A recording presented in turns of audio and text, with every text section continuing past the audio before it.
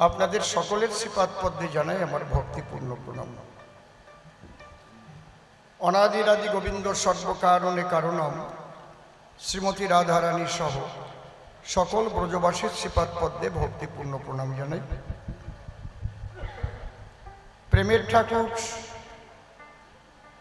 শ্রী শ্রী চৈতন্যদেব এবং আমার নিত্যানন্দ মহাপ্রভু, অদ্বৈত মহাপ্রভু সহ সমস্ত গৌর ভক্তের শ্রীপাদ পদ্মে ভক্তিপূর্ণ প্রণাম জানাই। পূর্ণব্রহ্ম শ্রী শ্রী ঠাকুর হরিচাঁদ, পতিত পাবন শ্রী শ্রী ঠাকুর গুরুচাঁদ, মা শান্তি সত্যভামা সহ সকল হরিভক্তের শ্রীপাদ পদ্মে ভক্তিপূর্ণ প্রণাম জানাই। মাতা পিতা দীক্ষাগুরু কবিগুরু সহ অনন্ত কোটি ব্রহ্মাণ্ডের অনন্ত অবতার অনন্ত সাধুগুরু মহাপুরুষ সাকার নিরাকারে যিনি যেখানে যে অবস্থায় অবস্থান করছেন প্রত্যেককে আমার ভক্তিপূর্ণ প্রণাম জানাই। আমি গান আরম্ভ করার আগে কাশ্মীরে যে পর্যটক যারা বড় আশা করে কাশ্মীর ভ্রমণে গিয়েছিল, আমার বড় বোনটা কেবল ফিরে এসেছে বাড়ি, ও ছিল কাশ্মীরে। নির্বিচারে যেভাবে উগ্রপন্থীরা, পাকিস্তানের উগ্রপন্থীরা তাদের গুলি করে মেরেছে এবং শুধু হিন্দু হওয়ার দোষে চেক করে করে মেরেছে কোনটা হিন্দু। আমি সেই আত্মার প্রতি শ্রদ্ধা জানাই এবং ঈশ্বরের কাছে প্রার্থনা করি, হে প্রভু তাদের তুমি পরম শান্তি দান করো। তবে জানি না ভারত সরকার আর কত ধৈর্য কত সহ্য দেখাবে। সনাতন ধর্মের মানুষ তো আমরা সহজে চাই না যে যুদ্ধ হোক। যুদ্ধ তো ভালো জিনিস না, আমরা যুদ্ধ নয় শান্তি চাই, কিন্তু আমাদের শান্তিতে থাকতে দেবে না। কি অপরাধ করেছিল যারা ওখানে কাশ্মীরে গিয়েছিল? মনে করেন আপনি যদি আপনার স্ত্রীকে নিয়ে যেতেন, আপনার চোখের সামনে, স্ত্রীর চোখের সামনে যদি স্বামীকে গুলি করে মারা হতো। যার যার বাড়ির কথা ভাবেন, বাচ্চা নিয়ে স্বামী হারা হয়ে যদি ফিরতে হতো, সবাই এইভাবে ভাবেন। অপরাধ ছিল কি তাদের? কোনো অপরাধ নাই। একটা অপরাধ কেন? হিন্দু। এই জন্যে আমি একটাই কথা বলবো, সনাতন ধর্মের মানুষ আপনারা রাম ভক্ত হন, কালী ভক্ত হন, কৃষ্ণ ভক্ত হন, যে ভক্ত হন, হরিচাঁদের ভক্ত হন, নিজেরা বিভক্ত না হয়ে নিজেরা ঐক্যবদ্ধ হন, নিজেরা একটা প্ল্যাটফর্মে থাকেন। রাজনীতির জায়গায়, ধর্মের জায়গায় রাখেন। কে কাকে ভোট দেবে, কে কোন দল করবে, এটা আলাদা জিনিস, কিন্তু ধর্ম রক্ষা যখন করার কথা আসবে, আমার ধর্মের উপর যখন আঘাত আসবে, সবাই ঐক্যবদ্ধ হয়ে যেন তার প্রতিরোধ আপনারা করতে পারেন, এই সবার চরণে আমার প্রার্থনা থাকলো। খারাপ কথা বলিনি তো নাকি? ঠিক আছে তো? এইটুকু আপনাদের কাছে আমার প্রার্থনা, প্রাথমিক নিবেদন। তবে যেটুকু আভাস পাচ্ছি তাতে ভারত কমে ছাড়বে না, যুদ্ধ চলছে। পাকিস্তান গুলি চালানো আরম্ভ করেছে। আমেরিকা, রাশিয়া, ইসরায়েল, আরও শ্রীলঙ্কা, নেপাল যা আছে সমস্ত ভারতকে সমর্থন করেছে। এবং ইসরায়েল বলছে, আমেরিকা বলছে দরকার হলে আমরা যুদ্ধে যোগদান করব। আমার মনে হয় আর দেরি না করে এই সন্ত্রাসবাদ একদম নিশ্চিহ্ন করা উচিত। পৃথিবী থেকে সন্ত্রাসবাদটাকে নিশ্চিহ্ন করা উচিত। মানুষ শান্তিতে বেঁচে থাকতে চায়, দুটো খেয়ে পড়ে, তাই না? কেন এসব সন্ত্রাসবাদ হবে? মানুষ মারবে, মানুষ খুন করবে, ঘর জ্বালাবে, ঘর থেকে টেনে বের করে খুন করবে, এগুলো কেন হবে? সে যে ধর্মের মানুষ, যার মধ্যে এই সন্ত্রাসবাদ আছে, সমস্ত সন্ত্রাসবাদকে ধ্বংস করা উচিত বলে আমি মনে করি। আমরা হচ্ছে মহাপ্রভুর ভক্ত, হরিনাম করি, আমরা হরিচাঁদের ভক্ত, হরি বলে গড়াই, নামের মালা জপি। আমরা কি মারামারির মধ্যে যাই বলেন? দেখেন তো ওই যে দুইজন বসে আছে সাধু মানুষ, ওরা কোনোদিন ওই মুখ দিয়ে বাজে কথা বলে না, ওই হাত দিয়ে কাউকে কোনো রকম কোনো আঘাত করে না, মুখ দিয়ে কৃষ্ণ নাম জপে, তাই তো? ওনাদের যদি ঘর থেকে টেনে বের করে খুন করে, তাহলে ব্যাপারটা কি হয়? কি সন্ত্রাসবাদ! এই সন্ত্রাস পৃথিবী থেকে বিলুপ্ত হোক, পৃথিবী শান্তি ফিরে আসুক, এইটাই আমরা ঈশ্বরের কাছে কামনা করি। জয় হরি বল। এবার আমার শিষ্য ছেলে নির্মল সরকার, সে আজকে নাম নিয়েছে, কি নাম? প্রেমানন্দ দাস, তাই তো? আনন্দ গোস্বামী। দুটো প্রশ্ন করেছে, প্রশ্ন দুটো শুনেছি আমি। যে সর্বশাস্ত্রেই আমরা পাই, এদিকে বেদের মধ্যে নিরাকার ব্রহ্মের উপর কিছু নাই। পরবর্তীতে আমরা গীতার মধ্যে দেখলাম শ্রীকৃষ্ণ সমস্ত কিছুর মূল, ভাগবতেও তাই। ঈশ্বর পরমকৃষ্ণ সচ্চিদানন্দ বিগ্রহ, অনাদির আদি গোবিন্দ সর্বকারণে কারণ। কিন্তু জয়দেব একটা গ্রন্থ লিখল যার নাম গীত গোবিন্দ। এই নিয়ে ওর বেঁধেছে দ্বন্দ্ব। বলছে, গুরুদেব আমি বুঝতে পারলাম না জয়দেবের এই লেখার সঙ্গে। সে কৃষ্ণের চাইতে রাধারানীকে আবার বড় করে লিখেছে। কিশোরীর দাস মুই পিতবাস এতে সন্দেহ যার, কোটি কোটি জনম করিলে ভজন বিথাই ভজন তার। তাহলে গীতাই তো আমাদের সাধনার সার, ভগবান শ্রীকৃষ্ণের বাণী। এখন জয়দেবের লেখনী মানি না মানব গীতা খানি? ভালো কায়দার প্রশ্ন করেছে, তাই না?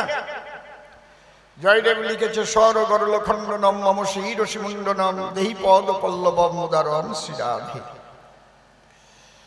দ্বিতীয় প্রশ্ন করেছে, নিতাই গৌর দুই ভাই নদিয়ায় এসেছে যুগ ধর্ম দেবার জন্য, কিন্তু দুই ভাই এক দর্শনের উপর দাঁড়ানো নাই। একজন গৃহবাসী আর একজন সন্ন্যাসী। এখন আমরাই জগতের সাধারণ মানুষ কার দলে আসি? আমরা কি গৌরাঙ্গের দলে যাব সব ফেলাইয়ে তারপরে চলে যাব, না নিতাইকে সমর্থন করে সংসারী হব? মানে প্রশ্নের মধ্যেই একটা পেঁয়াজ বাঁধানো আছে আর কি। দেখেছি প্রশ্ন কি কায়দার প্রশ্ন। ওজের পরে ঝগড়া করবে তার একটা কায়দা তৈরি করে রেখে গেছে। আবার একটা গল্পও বলেছে। আমি সংক্ষিপ্ত আকারে প্রশ্ন করলাম তোমার ধারে, সেই সংক্ষিপ্ত বুঝাবার তরে একটা গল্পের করেছে অবতারণা।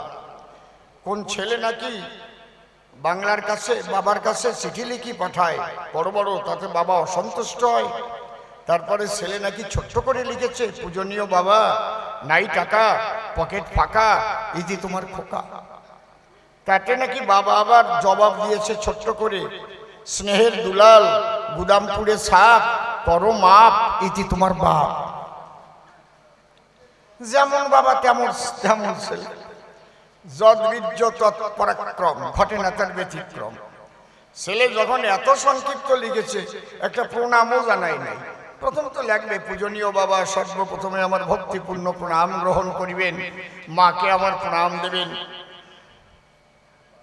আমার পরীক্ষা আগত তাই কিছু টাকার প্রয়োজন, বাবা একটু তাড়াতাড়ি করে পাঠিয়ে দেবেন। হয়ে গেল। পূজনীয় বাবা নাই টাকা, পকেট ফাঁকা, ইতি খোকা। এ কি চিঠি? এটা বিশ্রী ব্যাপার না? সংক্ষিপ্ত ভালো, কিন্তু এত সংক্ষিপ্ত ভালো? হ্যাঁ, দুই বন্ধু পার্কে গিয়ে গল্প করছে, এই তোর বউ কেমন? বলে আমার বউ দারুণ বউ, মারাত্মক ভালো বউ, অসম্ভব ভালো বউ, মানে ভালোর চাইতেও ভালো বউ। বাড়ি গেলে আগে দেয় আমার জামার বোতাম খুলে, তারপরে ভাত মাখাইয়ে থালে, আমি না খাইতে চাইলেও ঢুকাইয়ে দেয় গালে। কত রকম। ঠান্ডার সময় গরম জল এনে আমার পায়ে দেয় ঢেলে। আচ্ছা, বলে আমার বউ তো ভালো না। কেন? কিচ্ছু করে না, বোতামও খোলে না, ভাত বারবার চাইলেও দেয় না, কথাই বলে না। ওই পাড়ার কিরণের সাথে ঘোরাঘুরি করে। কয় তোমার বউরে তুমি ডাকতে জানো এখনো? ছোট করে ডাকতে হয়। কিরকম? বলে আমার বউয়ের নাম হচ্ছে ওই সুচিত্রা, আমি আমার বউরে ডাকি শুনছ সুচি, কোথায় গেলে সুচি? আমার বউ খুব আনন্দ পায়। অসুচি হলেও আমি কই সুচি।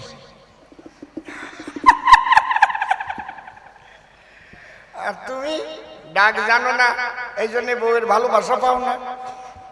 আজকে আমি বাড়ি গিয়ে ডাকবো। ও বাড়ি যাইয়ে ডাকে বউয়ের হাতে ঝাঁটার বাড়ি খাইয়ে আসছে, নাক মুখ ফাটাই নিয়ে আসছে। যখন পরের দিন পার্কে গেছে বলে তোর নাক মুখ ফাটানো কেন? বলে তোর জন্যই তো। কেন? তুই শিখাই দিছিস, ছোট করে ডাকছিস। তোর বউয়ের নাম সুচিত্রা, তুই ডাকছিস সুসি। আমার বউয়ের নাম বিচিত্রা, আমি ডাকছি ও বিসি। আমার বউ কয় আমি তোর বিসি, তোর এইবার ঝাঁটার বাড়ি দিছি, তোর জন্য এই ঝাঁটার বাড়ি দেখালাম। আচ্ছা ছোট করে ডাকতে কইছে তাই বলে বউরে বিসি কবে? কারণ বিচিত্রা বিবাদ দিয়ে বলতে পারতো, শুনছো চিত্রা তুমি কোথায় গেলে? মধুরতা আছে ও বিসি। এরপরে ওই গান গাওয়া দরকার না, কন্ত সি সি সি নিছি দিছি, ওর গল্পরে শেষ করে দিছি। বেশি সাউন্ড হয় ওদিকে। যাক, ওর কথার জবাব আমি দেব, আগে আমি সনাতনী একটা ধ্বনি দেব। ধরো এটা হচ্ছে সনাতনী ধ্বনি।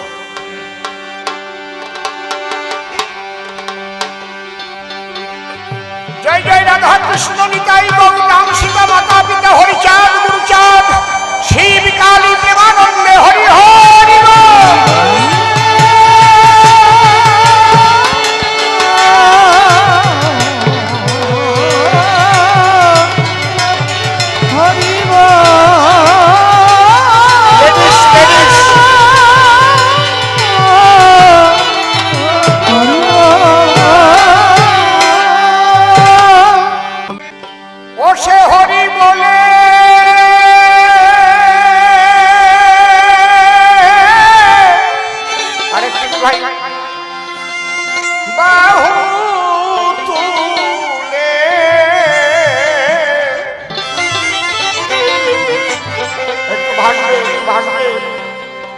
জীবের গানে গানে নাম বিলায়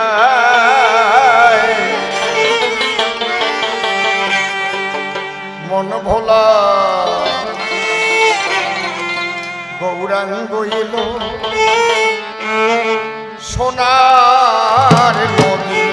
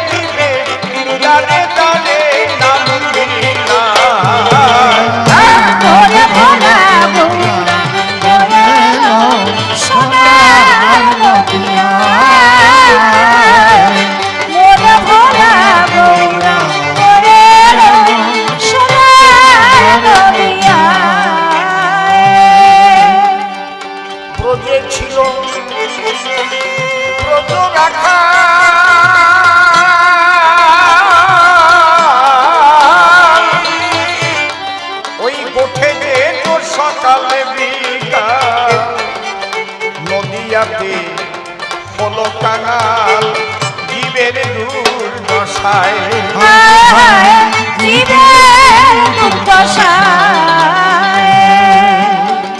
ব্রজে ছিল ব্রজ রাখা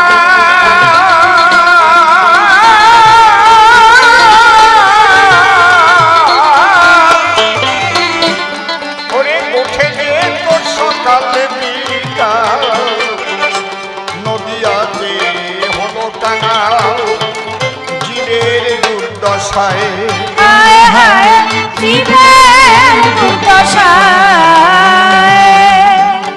রাধা প্রেমে মাখানো নামামৃত, প্রেম মাখানো নামামৃত জয় রাধে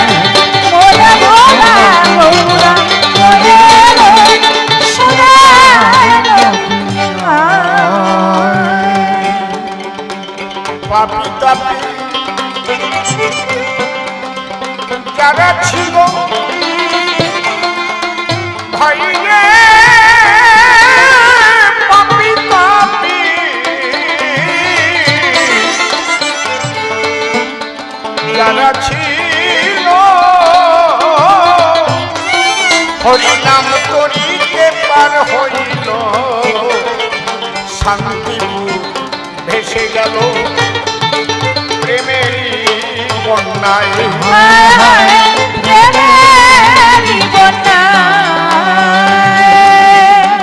অধম শিবনে কর্মফলে অধম শিবনে কর্মফলে আমার এ জনম বিফলে যায়।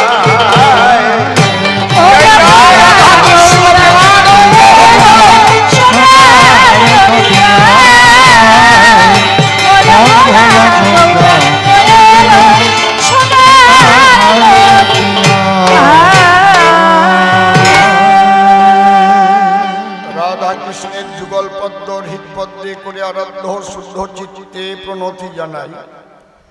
সাধুগুরু বৈষ্ণব হেরি আর যত পুরুষ নারী আমার ভক্তিপূর্ণ প্রণাম গ্রহণ করিবেন সবাই।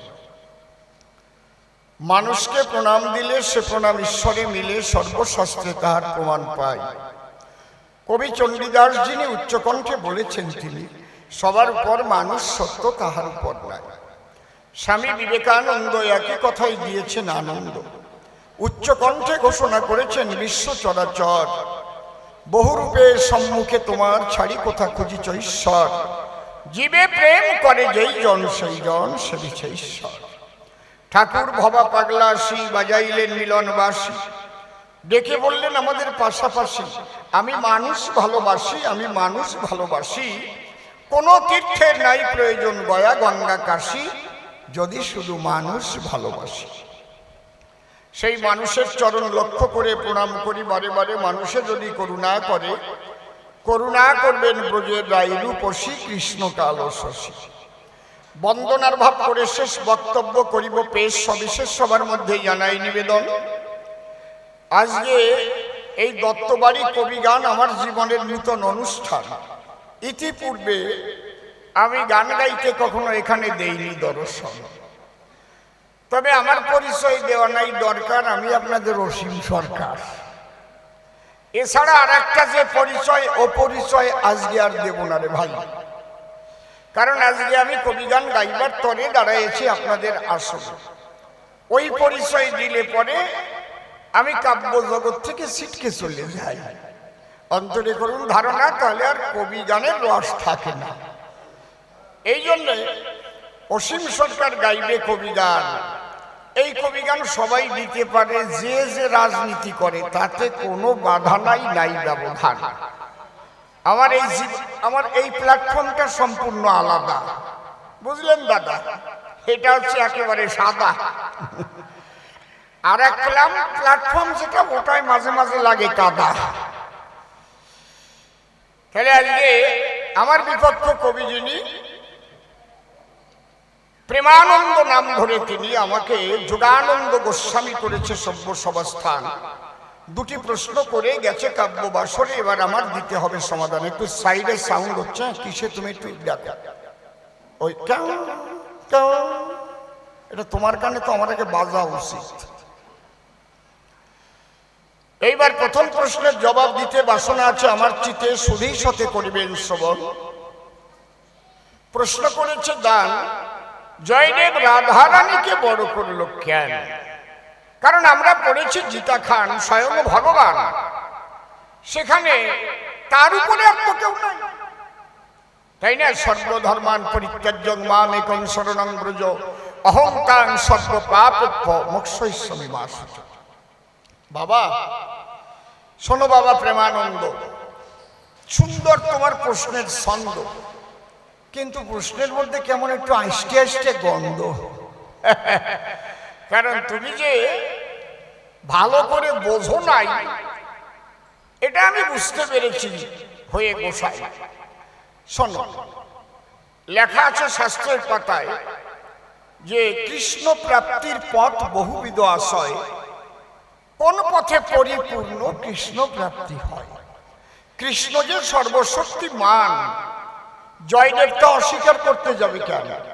কিন্তু সেই কৃষ্ণকে যদি পেতে হয়, রাধারানীর করুণা না হলে কৃষ্ণ পায় না কেউ কোনো কালে।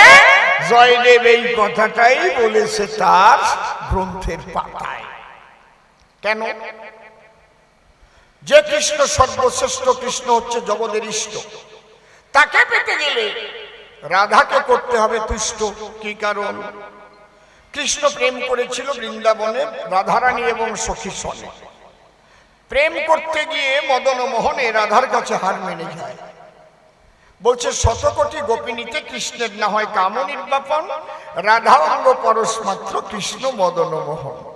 বৃন্দাবনে অপ্রাকৃত নবীন মদন, কাম বিষ কাম গায়ত্রী যাহার উপাসন। তাহলে রাধার কাছে হয়ে যে না তাইতে পড়লো সেরাতে না, এটা তুমি বোঝো না। তাহলে রাধার কাছে প্রেম করতে গিয়ে হার মানলো কি কারণ? এমন কি প্রেম রাধার ছিল যেখানে ভগবান সর্বশক্তিমান হয়ে হেরে গেল? এইটা আগে দরকার জানা।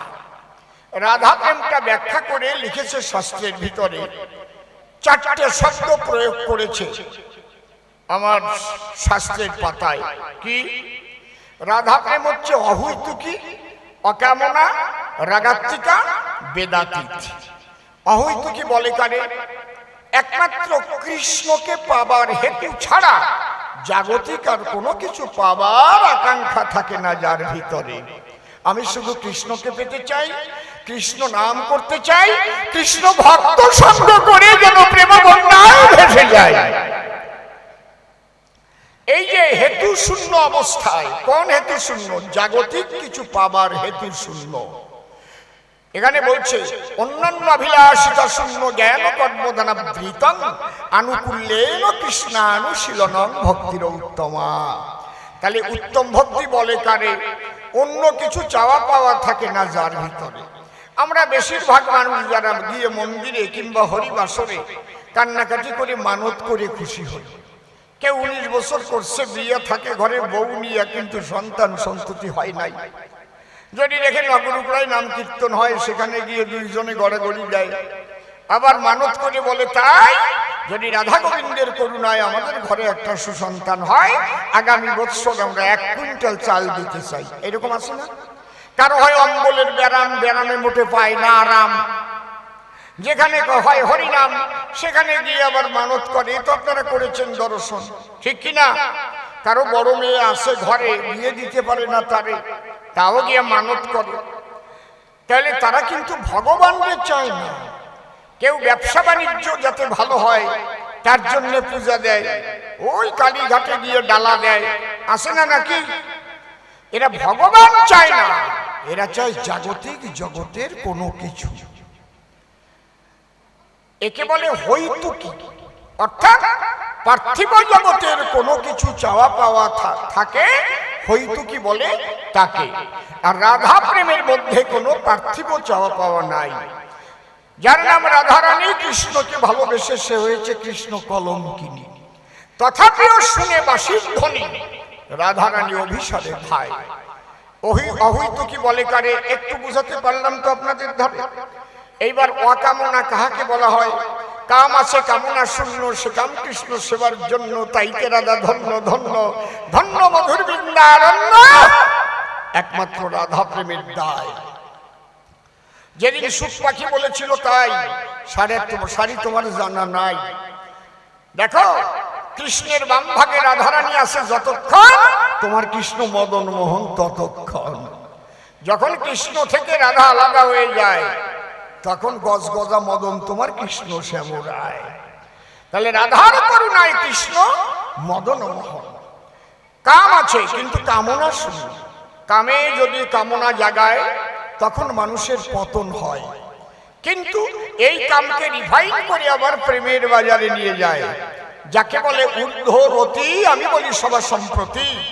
এগুলো জানতে গেলে শ্রী গুরুর শরণ না নিলে জানা সম্ভব নয়। এই জন্য বলছে দীক্ষা গুরু কৃষ্ণ আমার শিক্ষা গুরু রাই, বৃন্দাবনের ভজন তত্ত্ব যাহার কাছে পাই। ঊর্ধ্বলিঙ্গ ঊর্ধ্বজনী ঊর্ধ্বরতি হয়, ঊর্ধ্ব না হইলে জীব যাবে জমালয়। পুরুষের লিঙ্গ হয় মস্তকের মণি, তাহা দিয়ে খেলা করে দেবপদ্মজনী। সাধকের স্থান হয় বৃহৎ বৃন্দাবন, শিরাধিকা হয় তার প্রেমের মহাজন। প্রেমানন্দে হরি হরি বল। আজকে বাড়ির মধ্যে কবি গান আজে বাজে কথা হবে না সবার স্থান, বিশুদ্ধ বৈষ্ণবীয় তত্ত্ব নিয়ে আলোচনা হবে সবার ঠাই। চুপ করে থাকেন সবে, একদম বৈষ্ণব সাহিত্যের চূড়ান্ত তত্ত্বগুলো আজকে আলোচনা হবে, যার উপরে আর বৈষ্ণব সাহিত্যের কোনো আলোচনাই নাই, ওখানেই শেষ। তাহলে এই অকামনা বলে কারে, কাম আছে কামনা নাই অন্তরে, সে কাম কৃষ্ণ সেবার তরে। আর কি রাগাত্মিকা আর বেদাতীত। রাগাত্মিকা কারে কয়, এ খুব কঠিন বিষয়, আমার বন্ধুর সুখের জন্য যদি আমার নরকেও যেতে হয় তাতে আমার কোনো আপত্তি নাই, সেই জায়গায় আমার বন্ধু যদি সুখ পায়। ও বন্ধুরে আমারে কাঁদায় যেন তুমি থাকো সুখে। এই অনুরাগী ভক্ত যারা যদি চোখের সামনে নিজের ছেলে মরে গেছে দেখে তারা, তথাপিও কখনো তারা মায়ার কান্না এক ফোঁটা কানবে না মশাই। তারা ডেকে বলবে, ঈশ্বরের ঠাই তোমার যাতে ভালো লাগে তুমি করো তাই। প্রমাণ কোথায় পাই? শিবাসঙ্গনে।